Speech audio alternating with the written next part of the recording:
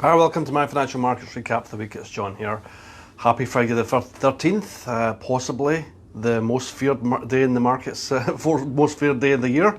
Being an unlucky year for some, but certainly an unlucky day for some, but certainly a happy day in the stock market. Very positive day in the markets today after what's been a torrid time recently.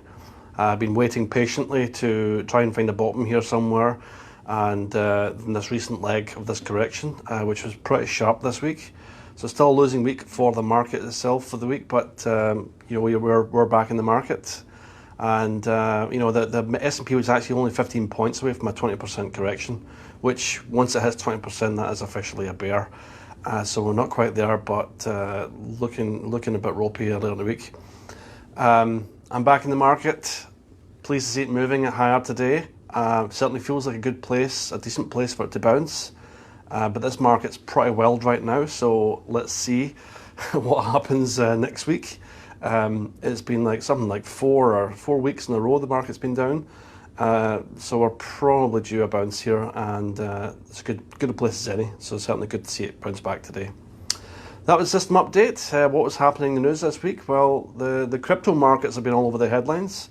They've been caught really cold from this market correction in particular, because the crypto industry as a whole lost like 500 billion at one point this week, with the top two stable coins were unpegged against the dollar, because the idea of stable coins is it's supposed to stay pegged to a certain another asset, and it became unpegged for some reason. I'm not really sure. I haven't read too much about how that happened, why it happened.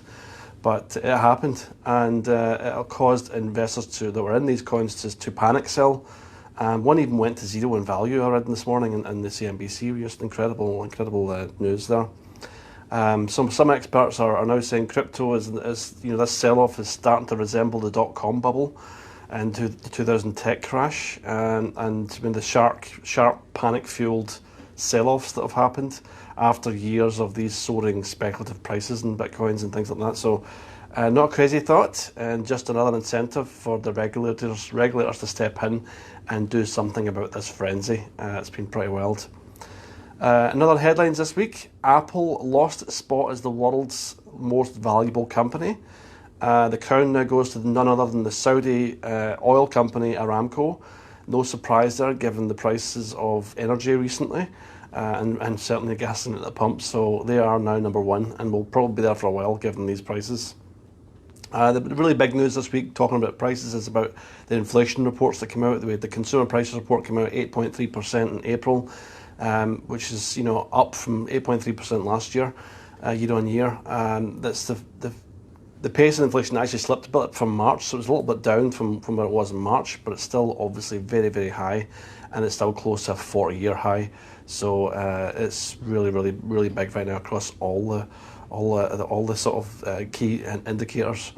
And the biggest culprits were food, plane tickets, and housing. Food is up 9% year on year, and plane tickets are up 33% year on year, which is probably another symptom of the cost of energy and how it's going up so high recently. And they'll probably continue, because this was last month and prices have gone up even since then.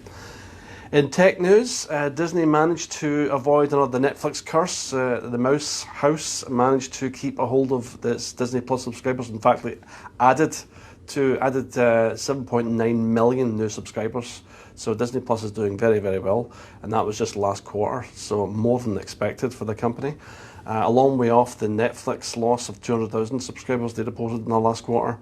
And speaking of Netflix, they reportedly have plans to launch a ad-supported tier to their platform by the end of the year. And I suppose the plan is to try and entice people with a cheaper option, so that you may pay less, but you'll have to put up with some ads.